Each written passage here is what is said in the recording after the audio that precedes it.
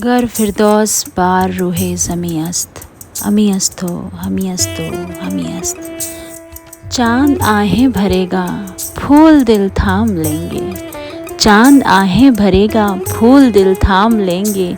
जब खूबसूरती की बात चले तो ऐ कश्मीर तेरा नाम लेंगे।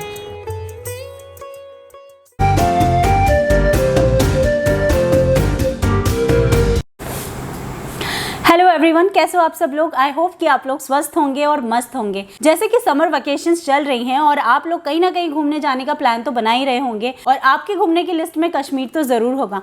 तो आज की वीडियो में मैं आपसे शेयर करने वाली हूँ कश्मीर के बारे में कि कश्मीर आप किस तरह से घूमें। वैसे तो आपको बहुत सारी इस तरह की वीडियोज़ मिल जाएंगी, लेकिन मैं आपसे जो शेयर करने वाली हूँ वो आपको ऐसी ऐसी चीज़ें मैं आपसे शेयर करूँगी जो मैंने खुद ने एक्सपीरियंस की थी। मैं विंटर्स में भी कश्मीर गई हूँ और समर के टाइम में भी कश्मीर गई हूँ। दोनों के टाइम में मेरा एक्सपीरियंस कैसा था, मैंने क्या क्या फेस किया, जो आपको नहीं करना चाहिए, आपको क्या नहीं करना चाहिए, कौन सी जगह ज़्यादा रुकना चाहिए, कौन सी जगह कम रुकना चाहिए। तो इस तरह की बहुत सारी चीज़ें मैं आपको इसी वीडियो में शेयर करूँगी। ठीक है, बस ये सारा वीडियो जो होगा वो मेरे एक्सपीरियंस के हिसाब से मैं आपसे चीज़ें शेयर करूँगी एंड आई एम श्योर कि इसमें से कोई ना कोई चीज़ें तो आपको ज़रूर हेल्प करेंगी आपके कश्मीर के ट्रिप में। तो चलिए without further ado let's get jump into the video. तो सबसे पहले तो मोटा मोटा बात कर लेते हैं कि हमें कश्मीर पहुंचना कैसे है। कश्मीर आप देश के किसी भी कोने में रह रहे हो, आप आराम से कश्मीर पहुंच सकते हैं बाय फ्लाइट। ठीक है, अगर आप दिल्ली में रहते हैं तो दिल्ली से श्रीनगर की डायरेक्ट फ्लाइट चलती है जो कि आपको 1.5 घंटे में श्रीनगर आप लैंड कर जाएंगे। ठीक है, अगर आप मेरी तरह शौकीन हो लॉन्ग ड्राइव के, माउंटेन व्यू एंजॉय करने के, तो आप बाय रोड जाओ। बाय रोड अगर आप जाओगे तो दिल्ली से श्रीनगर का जो रास्ता है वो बहुत ही अच्छा है, बहुत ही स्मूथ रोड है, कोई आपको हसल वसल वाली कोई भी प्रॉब्लम नहीं आएगी, आप इजीली पहुंच सकते हो कश्मीर। ठीक है, और उसमें आप जो एंजॉय करोगे ना, व्यू एंजॉय जो करोगे, उसमें आपको अल्टीमेट एक्सपीरियंस आपको मिलेगा। मैं सच बता रही हूँ, मैं जब बाय रोड गई थी मुझे बहुत बहुत मज़ा आया था। बीच बीच में रुकते रुकाते एंजॉय करते करते श्रीनगर पहुँचने का मज़ा ही अलग था। तो अगर आप मेरी तरह हो तो आप बाय रोड जाना। अगर आप टाइम बचाना चाहते हो, आपके पास टाइम सच में नहीं है और आप बाय रोड वगैरह एंजॉय नहीं करते, तो आप फ्लाइट से जाना, उसमें आपका टाइम भी बचेगा। बात करते हैं उन लोगों की जो लोग जम्मू आते हैं, कटरा आते हैं, माता वैष्णो देवी के दर्शन करते हैं और उसके बाद वो कश्मीर जाने के बारे में प्लान करते हैं। तो उन लोगों को क्या करना है, देखिए क्या होता है कि कटरा से भी आपके कश्मीर के पैकेजेस मिल जाते हैं। आपको बहुत सारे टूर एंड ट्रैवल आपको कटरा मेन चौक पे आपको मिल जाएंगे, वहाँ पे कहीं से भी आप पैकेज ले सकते हैं कश्मीर का। ठीक है, आपको सिंपल वहीं से कैब उठाएगी और कैब आपको कश्मीर जाके घुमाएगी भी, और सब कुछ आपका हाउस बोट वगैरह वही लोग बुक करके दे देते हैं आपको कटरा में ही। ठीक है, बस आपको वहाँ जाना है और सब कुछ वही कर देंगे।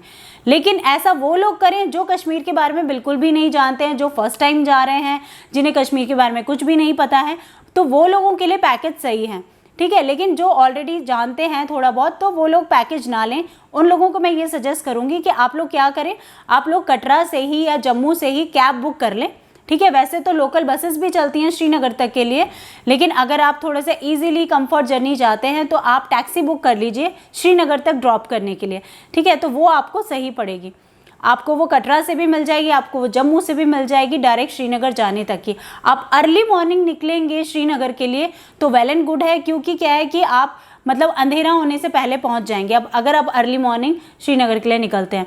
क्योंकि जितना लेट करोगे ना आप, उतना आप श्रीनगर पहुंचते पहुंचते बहुत ज़्यादा लेट हो जाओगे, क्योंकि बाद में बीच बीच में ना मिलिट्री वाले बहुत ज़्यादा होते हैं वहाँ पर, तो बार बार आपको चेकिंग भी करवानी होगी अपनी। तो इसलिए अंधेरा होने से पहले चले जाएंगे तो बहुत ज़्यादा अच्छा रहेगा आपके लिए। अब मैं आपको बताती हूँ कि आपने श्रीनगर पहुँच के करना क्या है। जैसे कि आपने श्रीनगर एयरपोर्ट पर जैसे ही आप लैंड करोगे ना, उसके बाद आप वहाँ से कैब करोगे, टैक्सी करोगे। ठीक है, श्रीनगर पहुँचने के लिए श्रीनगर से टैक्सी का जो भाड़ा लगता है ना, लगभग 1000-1100 के आसपास लगता है। ठीक है, आना भी और जाना भी, मतलब एक साइड का, वन वे का बता रही हूँ। चाहे आप श्रीनगर से एयरपोर्ट आ जाओ तब भी आपका 1000-1100 के आसपास का लगता है, चाहे आप एयरपोर्ट से श्रीनगर चले जाओ। जैसे आप टैक्सी करोगे ना, तो आप वहीं पे किसी टैक्सी वाले को बुक कर लो। आप जितने भी दिन के लिए आप हो ना वहाँ पर, उतने दिन के लिए आप बुक कर लो।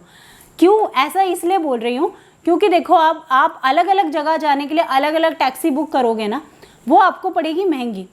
क्योंकि देखो, अगर आप पहलगाम जाते हो श्रीनगर से, तो आपको 2,500-3,000 3,500 में आपको वहाँ पे टैक्सी करनी पड़ेगी वहाँ जाने के लिए, ठीक है। फिर आप गुलमर्ग जाओगे, वहाँ जाने के लिए अलग टैक्सी करनी पड़ेगी, 2,500-3,000 आपके मतलब उससे 2,000-2,500 के करीब आपके वहाँ पर भी लग जाएंगे, ठीक है। फिर अगर आप सोनमर्ग भी जाओगे, सोनमर्ग जाने के लिए भी आपको 3-4 हज़ार के करीब वहाँ पे मतलब इस तरीके से आपका लग जाएगा। तो अगर आप इस तरीके से आप घूमोगे ना और लोकल में घूमोगे तो लोकल में आपको 1,000-1,100 में 2,000-1,100-1,500 के अंडर में आपको लोकल घूमने के लिए भी अलग से देना होगा। तो इसीलिए मैं आपको बोल रही हूँ कि एक आप टैक्सी बुक कर लो, जितने भी दिन आप हो वहाँ पर वही टैक्सी वाला आपको घुमा देगा, क्योंकि मैंने भी यही किया था। मैंने कोई पैकेज नहीं लिया था, मैं जैसे ही एयरपोर्ट पे लैंड किया मैंने वहाँ से मैंने टैक्सी बुक कर ली थी और उसी टैक्सी वाले से मैंने बात कर ली थी कि मैं इतने दिन यहाँ पे हूँ और मैं पूरा टाइम घूमना चाहती हूँ, तो और इतने टाइम यहाँ पे घूमना चाहती हूँ, तो आप कितने पैसे लोगे। उस हिसाब से उन्होंने मुझे रेट बता दिए थे। तो मेरा कम से कम लगा था 14,000 के करीब लगा था।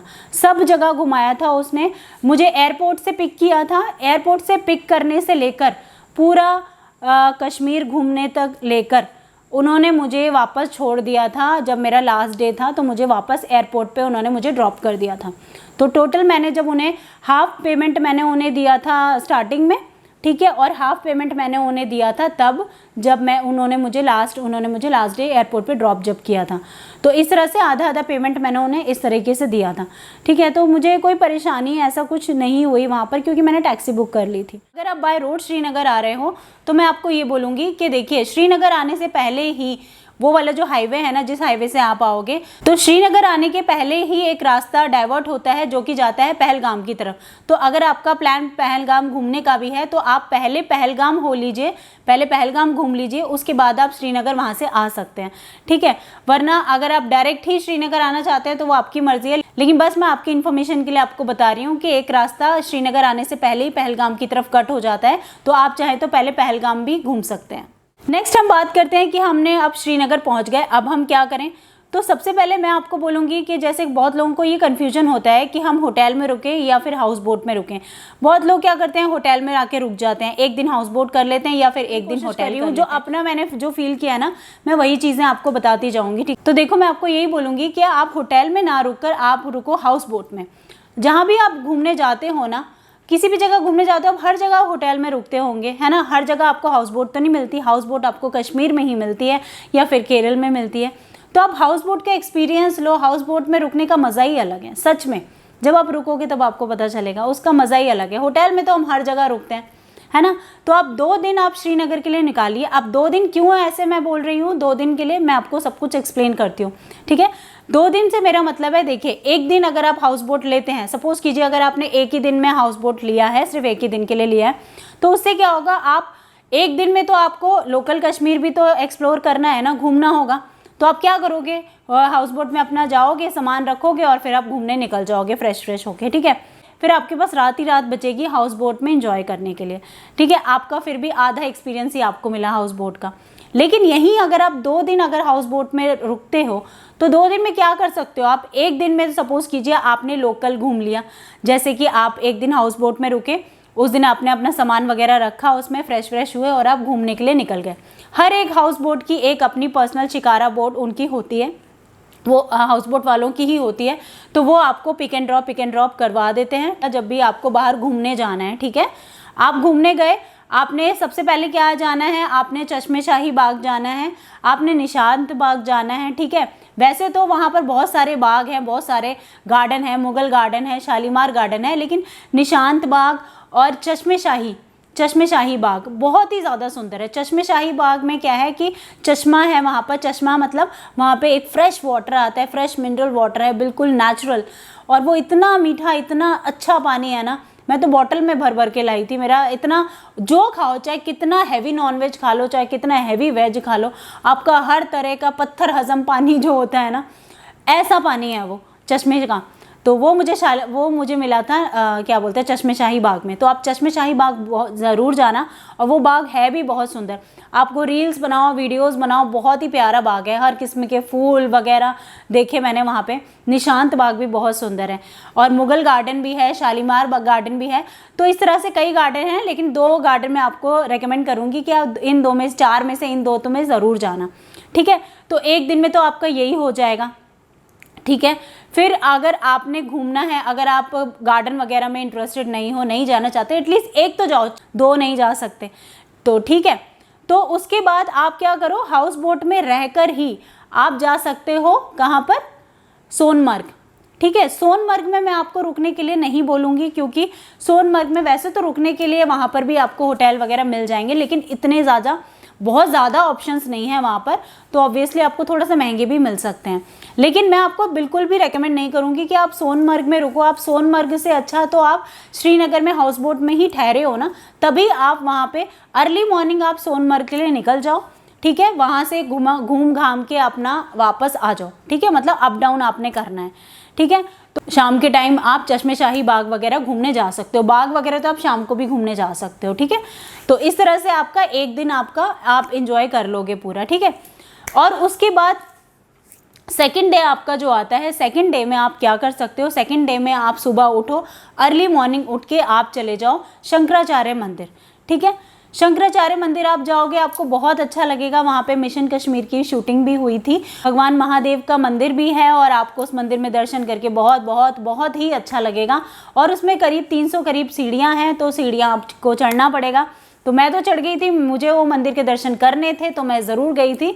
और ऐसा सीढ़ियाँ नहीं है कि आप बहुत ऊंची ऊंची सीढ़ियाँ नहीं है कि आप नहीं चढ़ पाओगे, आप इजीली चढ़ जाओगे। तो ज़रूर जाना शंकराचार्य मंदिर। और शंकराचार्य मंदिर के ऊपर चढ़ कर ना, वहाँ पर पूरा श्रीनगर का व्यू इतना शानदार लगता है, बहुत अच्छा व्यू लगता है। पूरे डल झील का व्यू बहुत प्यारा लगता है शंकराचार्य मंदिर के पास से। ठीक है, शंकराचार्य मंदिर में दर्शन करके आप 1-1.5 घंटे में आप नीचे उतर आओगे।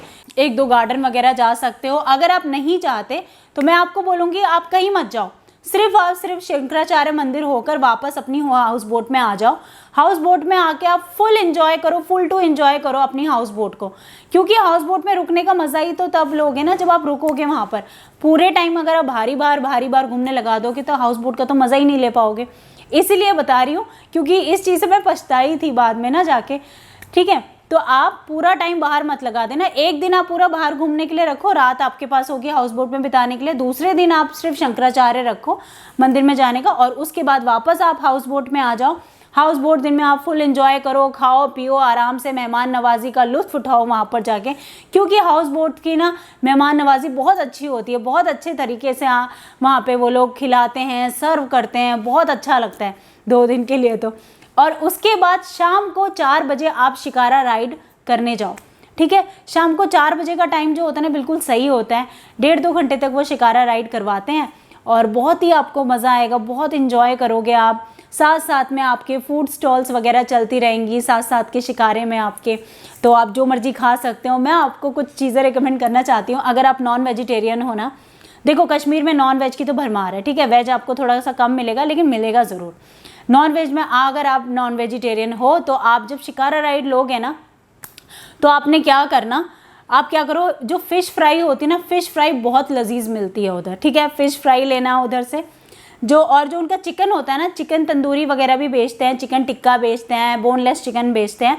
तो वो मुझे बिल्कुल इतना ज़्यादा अच्छा नहीं लगा। मतलब उनका जो चिकन होता है ना वो थोड़ा सा ऐसा होता है, मतलब पूरा अंडर डेवलप्ड एक वो होता है ना बिल्डिंग मतलब समझ रहे हो ना, इस टाइप का चिकन होता है। मतलब हष्ट पुष्ट चिकन नहीं होता हमारे दिल्ली यूपी जैसा। तो इस तरह के चिकन होता है, तो उसमें मज़ा नहीं आया था। और बोनलेस हो तो बिल्कुल ही मज़ा नहीं आता। मैं पहले खाती थी, मैं अब बिल्कुल भी नॉनवेज नहीं खाती हूँ। मैं पहले नॉन वेजिटेरियन थी, बट अब मैं प्योर वेजिटेरियन हूँ।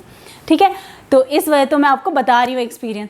और फ़िश फ्राई जो होता है वो बहुत ही लजीज होता है, बहुत अच्छा होता है उनका फ़िश फ्राई। और जब ठंडे ठंडे पानी में आप ठंडी ठंडी हवा के बीच में, पहाड़ों के बीच में जब ये गरम गरम ये चीज़ें खाओगे, आपको मज़ा ही आ जाएगा। ठीक है, और अगर आप ड्रिंक करते हो ना, तो बिल्कुल ड्रिंक मत करना। मैं आपको बिल्कुल भी सजेस्ट नहीं करूँगी कि ड्रिंक करो। कश्मीर जैसी जगह गए हो ना, तो आप एप्पल जूस पियो। मैं जितने दिन वहाँ पे रही थी मैंने एप्पल जूस पिया। मिलता है आपको, रियल एप्पल का जूस मिलता है, तो आप वो पियो ना वहाँ पे। और महंगा भी नहीं है, सस्ता है। हम लोगों के सिटीज़ में कितना महंगा मिलता है एप्पल जूस ना, लेकिन कश्मीर में वो सस्ता है, तो वो पीजिए ना। लिकर वगैरह के चक्कर में मत रहना, आप पियो एप्पल जूस, पियो फ्रेश एप्पल का जूस पियो साथ साथ में, और खाते पीते रहो, पनीर टिक्का खाओ, तो अलग ही मज़ा आएगा आपको। और ये सब शिकारा राइड करते करते आप इंजॉय करोगे ना, तो एक अलग ही एक्सपीरियंस आपको मिलेगा। तो शिकारा राइड का तो मज़ा ही अलग है, ठीक है। और उसके बाद आप वहाँ से अगर शॉपिंग भी, वो आपको पूरा फ्लोटिंग मार्केट वगैरह सब कुछ दिखाते हैं, वो पूरा फ्लोटिंग मार्केट है वहाँ पर, वो तैरता रहता है, वहाँ पे तैरती हुई दुकानें हैं, तो वहाँ से आप शॉपिंग भी कर सकते हो। थोड़ा महंगा होता है वहाँ पर, थोड़ा क्या, थोड़ा ज़्यादा ही महंगा होता है उसमें, क्योंकि टूरिस्ट से ही वो लोग कमाते हैं। तो इस तरीके से आप अपनी शिकारा राइड शाम को एंजॉय कर सकते हो। 1.5-2 घंटे के बाद वो वापस आपको आपकी हाउस बोट पे ड्रॉप कर देंगे, और उसके बाद फिर से आप अपना हाउस बोट एंजॉय कीजिए, खाना मंगाइए। अगर आपके हाउस बोट में अगर टेरेस है तो टेरेस पे आप अपना खाना लगवा लीजिए, मतलब डिनर आप लगवा लीजिए, लंच लगवा लीजिए, ब्रेकफास्ट लगवा लीजिए, वो लगा देंगे। आप जो कहेंगे वो कर देंगे, ठीक है। आप जैसे उनसे चाहते हैं कि हम छत पे खाना खाना चाहते हैं तो आप छत पे लगवा देंगे। मैंने अपना जो डिनर था, मैंने अपना जो मेरा ब्रेकफास्ट था, मैंने अपना टेरेस पे लगवाया था। मैं फ्रूट्स मंगवा लेती थी उनसे कि मेरे को फ्रूट्स काट के मेरे को टेरेस पे दे दो, तो आराम से मेरा बैठने का इंतज़ाम उन्होंने पूरा टेरेस पे कर दिया था। तो मतलब मुझे बहुत मज़ा आया। तो उसमें आपका ब्रेकफास्ट और डिनर दोनों इंक्लूड होता है। लंच इसलिए इंक्लूड नहीं होता क्योंकि लंच टाइम में लोग अक्सर बाहर घूमने निकल जाते हैं और अक्सर लोग बाहर ही खा लेते हैं, है ना। तो इसलिए ब्रेकफास्ट और डिनर इंक्लूड होता है। वो आपकी चॉइस का होता है, आप चाहे तो वेज बनवा सकते हैं, आप चाहे तो नॉन वेज बनवा सकते हैं, वो फ्रेश आपको बनवा के देंगे। आप ना इसमें हाउस बोट में कॉम्प्रोमाइज़ मत करना, आप थोड़ी सी अच्छी हाउस बोट ले लेना, क्योंकि क्या है कि आपको खाना भले ही थोड़ा सा मतलब अच्छा मिल सकता है सस्ती वाली हाउस बोट में, लेकिन नीट एंड क्लीन जो एनवायरनमेंट होता है ना, वो आपको शायद सस्ती वाली हाउस बोट में इतना ना मिले। क्योंकि मैंने बहुत लोगों को कंप्लेन करते हुए भी सुना है कि उनकी हाउस बोट का एक्सपीरियंस अच्छा नहीं था, गंदा पानी आ रहा था, बाथरूम में पानी अवेलेबल नहीं था। तो इस तरह की प्रॉब्लम आपको इस तरह की फेस नहीं करनी पड़े, मैं इसलिए ऐसा बोल रही हूँ। मैं किसी भी पर्टिकुलर हाउस बोट का प्रमोशन नहीं कर रही हूँ, बस मैं अपना एक्सपीरियंस आपको बता रही हूँ कि मेरा हाउस बोट का एक्सपीरियंस ऐसा था। तो इस तरीके से हमने 2 चीज़ें कवर कर ली, हमारा सोनमर्ग भी कवर हो गया, हमारा श्रीनगर भी कवर हो गया। अब बात करते हैं गुलमर्ग की। श्रीनगर से गुलमर्ग की जो दूरी है लगभग 50 किलोमीटर की है, ठीक है। आपको कम से कम 2 घंटे गुलमर्ग पहुंचने में लगते हैं। गुलमर्ग जाने का जो रास्ता है, पहले तो आपका बिल्कुल स्ट्रेट रास्ता है, उसके बाद जब गुलमर्ग आने वाला होगा ना, आधे घंटे का रास्ता जो है, 1.5 घंटा तो पूरा प्लेन है, बाकी आधा घंटे का जो रास्ता है वो पूरा घुमावदार रास्ता है, वो कुछ ज़्यादा ही घुमावदार है, ठीक है। तो अगर आपको मोशन सिकनेस वगैरह की प्रॉब्लम है तो छोटी सी एक गोली आती है, मेडिकल से ले लेना आप, तो वो आप खा लेंगे तो आपको वॉमिटिंग वगैरह नहीं आएगी, ठीक है। तो वो रास्ता लेकिन इतना ब्यूटीफुल रास्ता है, इतना ब्यूटीफुल है वो, बहुत ही प्यारा रास्ता है वो। आंखें मतलब ऐसा लगता है कि पलक झपकाने का मन ही नहीं करता, इतना खूबसूरत, इतना प्यारा रास्ता लगता है, ऐसा लगता है पता नहीं हम कौन सी दुनिया में चले जा रहे हैं। तो जैसे कि आप गुलमर्ग जैसे ही पहुँचेंगे, तो मैं जैसे ही गुलमर्ग पहुंची थी ना, तो मेरा पहले ये डिसाइड था कि मैं गुलमर्ग में स्टे नहीं करूंगी, लेकिन जैसे ही मैं पहुंची मेरा माइंड एकदम चेंज हो गया। मैंने सोचा नहीं यार, ये जगह तो बहुत प्यारी लग रही है, बहुत सुंदर लग रही है, और ऐसी जगह तो नाइट स्टे करना बनता है, क्योंकि मैं बहुत सारी चीज़ें मिस कर दूंगी वरना अगर मैंने यहाँ से तुरंत निकल गई तो इसलिए मैंने ये डिसाइड किया कि मैं वहाँ पर नाइट स्टे करूँगी, ठीक है। लेकिन मेरा जो कैब ड्राइवर था वो मुझे बार बार इंसिस्ट कर रहा था कि मैं वापस श्रीनगर चली जाऊँ, क्योंकि उसको खुद को श्रीनगर में काम था। तो वो अपनी सहूलियत के हिसाब से मुझे घुमाना चाह रहा था कि मैं अपनी सहूलियत के हिसाब से घुमाऊँ। लेकिन आप इन चीज़ों में मत फंसना, क्योंकि वो लोग कुछ लोग जो होते हैं, मैं सब लोगों की नहीं कह रही हूँ, कुछ लोग जो होते हैं ना वो बड़े तेज़ होते हैं, वो आपको अपने हिसाब से घुमाएंगे, अपने हिसाब से आपको मोल्ड करने की कोशिश करेंगे। अरे नहीं वहाँ मत जाओ, अरे कुछ नहीं है वहाँ पर, ये नहीं है, नहीं, आप ऐसा नहीं करोगे, ठीक है। आप वही करो जो आपको करना है। मैंने वही किया जो मुझे करना था, क्योंकि मैं पहले से ही कश्मीर के बारे में पहले से ही काफ़ी कुछ जानती थी, ये क्योंकि मैं गुलमर्ग गई थी तब जब बहुत ज़्यादा विंटर थी और उस टाइम पे बहुत ज़्यादा बर्फ़ थी। बहुत ज़्यादा बर्फ़ होने की वजह से गुलमर्ग की जो खूबसूरती है ना, इतनी ज़्यादा नहीं दिख रही थी। गर्मियों में जो खूबसूरती जो दिखती है ना वो अलग ही होती है, और सर्दियों में बर्फ़ से पूरा ढका रहता है। तो जब मैं पहले गई थी तो मैं बर्फ़ से ढका हुआ था, तो मुझे पूरा अच्छे से पता नहीं चल रहा था, जहाँ देखो वहाँ सफ़ेद ही सफ़ेद।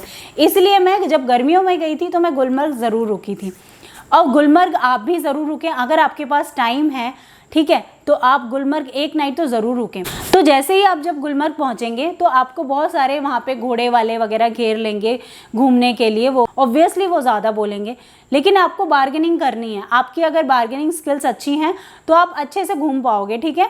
आपको उनकी बातों में नहीं आना है, वो बहुत ज़्यादा रेट बोलते हैं। आपको जितना देना है आप वो बोल दो, अगर उन्हें ले जाना होगा तो वो कर लेंगे, बाकी बीच का सेटलमेंट कर लेना जो भी आपको सही लगे कि हाँ इतना वाजिब है, ठीक है।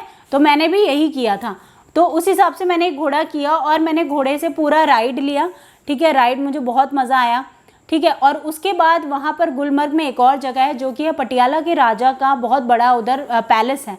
तो वो पैलेस का नाम मुझे अभी एग्जैक्टली याद नहीं आ रहा, लेकिन वो पटियाला का जो राजा है उनका पैलेस है और वो बहुत ही अच्छा पैलेस है। तो गुलमर्ग में ही है, तो वहाँ पर भी ज़रूर जाके देखना आप। गुलमर्ग में जाने के बाद आप चाहे तो गंडोला राइड ले सकते हैं। गंडोला राइड उसे कहते हैं जो कि गुलमर्ग में ट्रॉली चलती है ना, ट्रॉली में बिठा के आपको दूर दूर लेकर जाते हैं, उसे कहते हैं गंडोला राइड।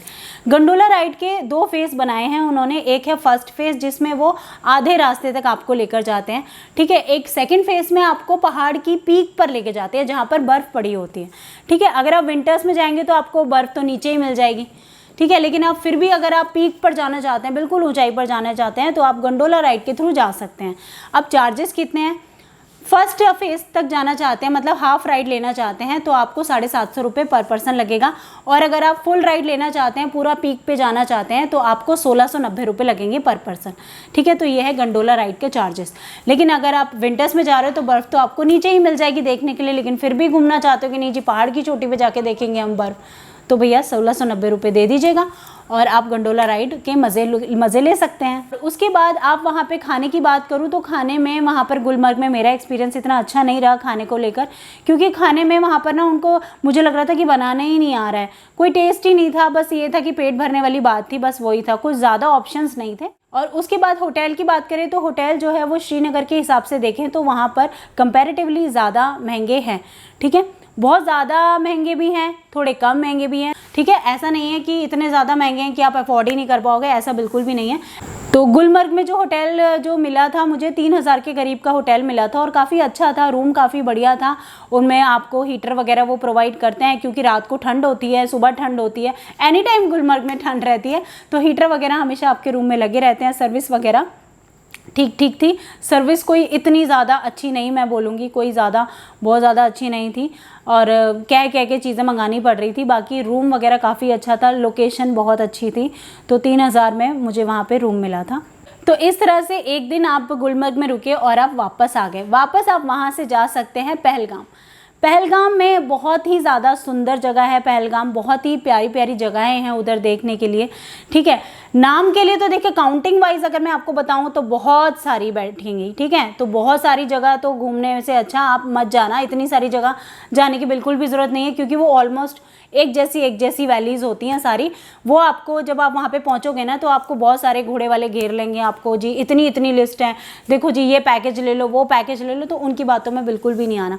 मैं बताती हूँ आपने कहाँ जाना है, जो जगह आपकी मतलब वर्थ हैं जाने की, ठीक है, जो आपको जाना चाहिए, जिसमें आपका पैसा भी कम लगेगा। और श्रीनगर से पहलगाम का जो रास्ता है ना वो इतना ज़्यादा ब्यूटीफुल है, इतना ज़्यादा अच्छा रास्ता है ना। मिलिट्री तो आपको हर जगह मिलेगी, हर जगह चप्पे चप्पे पे मिलिट्री मिलेगी आपको।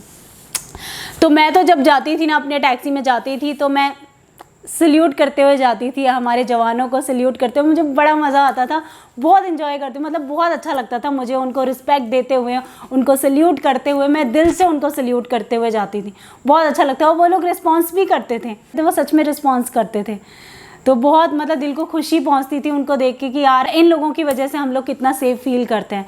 तो सल्यूट तो बनता है हमारे जवानों को, है ना। तो श्रीनगर से पहलगाम का जो रास्ता है ना 3 साढ़े 3 घंटे का है, लेकिन मैंने 4 साढ़े 4 घंटे लगा दिए थे, क्योंकि मैंने इतनी जगह गाड़ी रोकी थी, रुक के मैं घूम रही थी, क्योंकि क्यों ना एंजॉय करें, घूमने ही तो आए, कोई हबड़ तबड़ कोई जल्दी थोड़ी है। जैसे कि आपको श्रीनगर पहलगाम जाने के लिए श्रीनगर से जो दूरी पड़ती है वो लगभग 100 किलोमीटर के आसपास की पड़ती है, ठीक है।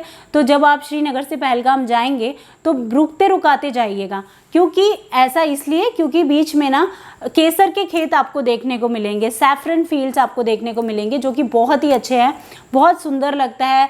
जब केसर की खेती आप देखोगे ना तो आपको बहुत प्यारा लगेगा। आप पहलगाम जाते हुए रास्ते में आपको एप्पल गार्डन भी मिलेगा। एप्पल गार्डन में आप ज़रूर जाएं और यहाँ पे जाकर आप जूस ज़रूर पिएं जो कि आपको फ्रेश एप्पल का मिलेगा। ठीक है, वहीं पर आपको एक बहुत बड़ी शॉप मिलेगी आपको, जो आपको ड्राई फ्रूट्स वगैरह ये सब तो वैसे हर जगह मिल जाएंगे, लेकिन वहीं पर आपको एक बहुत बड़ी एक शॉप मिलेगी। काफ़ी पुरानी शॉप है वो, मैं भी गई थी उस शॉप में।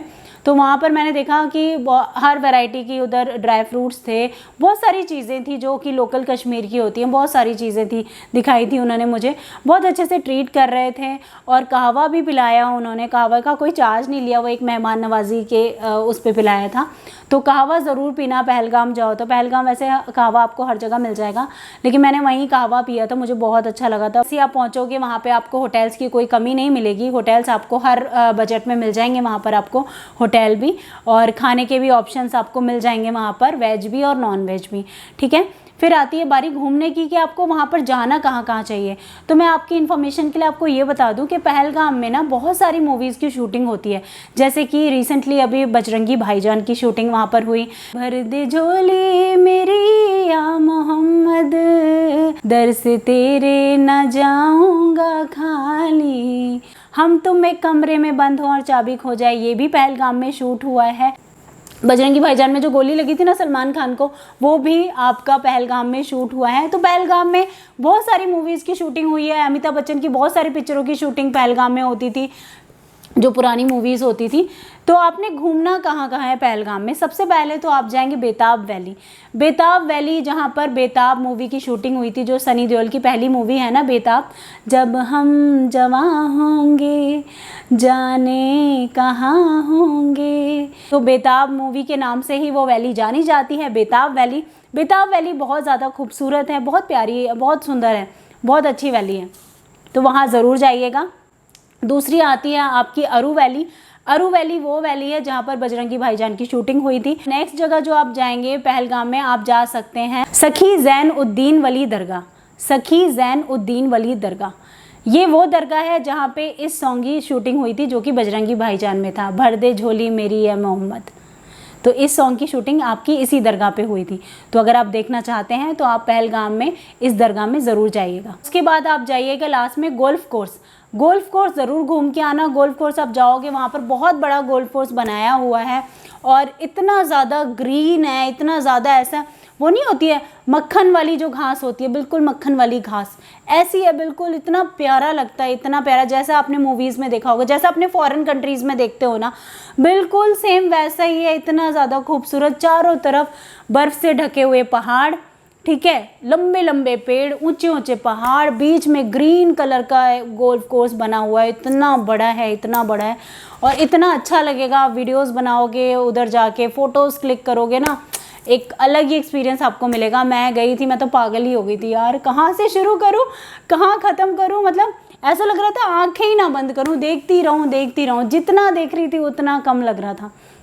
मतलब मैंने कश्मीर की वो हर चीज़ का लुत्फ़ उठाया जो मुझे लगता है कि हाँ यार ये करना चाहिए, खाना चाहिए, क्योंकि ये हमें और कहीं नहीं मिलेगा खाने को, तो हमें खाना चाहिए। तो मैंने वो सारी चीज़ें खाई थी। पहलगाम के लिए मैं आपको एक चीज़ और बताऊँगी कि देखिए वहाँ पे जो घोड़े वाले होते हैं ना, आपको फुल बेवकूफ़ बनाने की भी पूरी कोशिश करते हैं।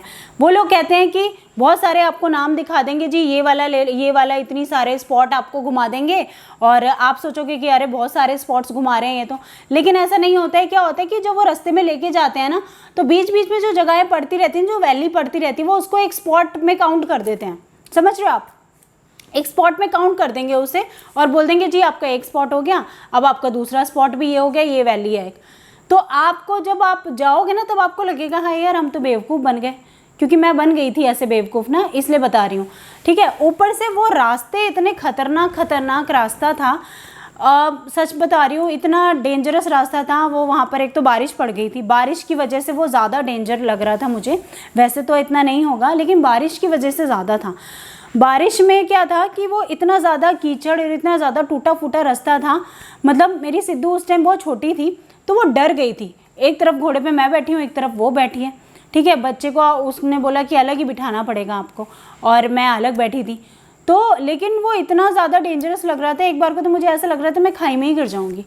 मतलब सच में मुझे बहुत बहुत ज़्यादा डर लग रहा था, क्योंकि वो रास्ता ही इतना ज़्यादा ख़राब रास्ता था, इतना ज़्यादा ख़राब रास्ता था कि कितनी बार तो मुझे ऐसा लगता था कि अब मैं नहीं बचूंगी, अब तो इस बार तो मैं गिर जाऊंगी, इस बार मैं गिर जाऊंगी। क्योंकि वो लोग आपको नहीं बताएंगे कि रास्ता खतरनाक है या रास्ता अच्छा है, वो लोग तो थोड़ी बताएंगे, क्योंकि अगर वो बता देंगे तो उनका घोड़ा कौन करेगा। लेकिन सच में वो रास्ते बहुत ज़्यादा डेंजरस थे, और बारिश में तो बिल्कुल मत जाना, क्योंकि बहुत ज़्यादा खतरनाक हो जाते हैं वो। मतलब ऐसे एक बार को तो ऐसे घोड़ा हो गया था, बिल्कुल ऐसे, तो मुझे लगा था पता है, अरे नहीं मैडम चढ़ जाएगा, ये चढ़ जाएगा, इसको बहुत आदत है, ये सब चढ़ जाएगा, ये तो रोज़ का काम है हमारा, ऐसे ऐसे बोलते हैं वो। लेकिन रोज़ का काम वाम नहीं भैया, जान तो हमारी जाएगी ना, उनका थोड़ी कुछ जाएगा। भी देख लो वो भी देख लो, तो मैंने सोचा चलो देख लेते हैं, पता तो होना चाहिए ना कौन कौन सी जगह है। लेकिन वो जगहें मुझे कोई भी ऐसे वर्थ इट नहीं लगी कि मुझे लगा हो कि हाँ ये अलग से कोई स्पॉट है देखने लायक। वो वही थी, रास्ते रास्ते में जो वैलीज़ पड़ती है ना, अब इतनी खूबसूरत जगह आप घूम रहे हो, पूरी जगह ही सुंदर है।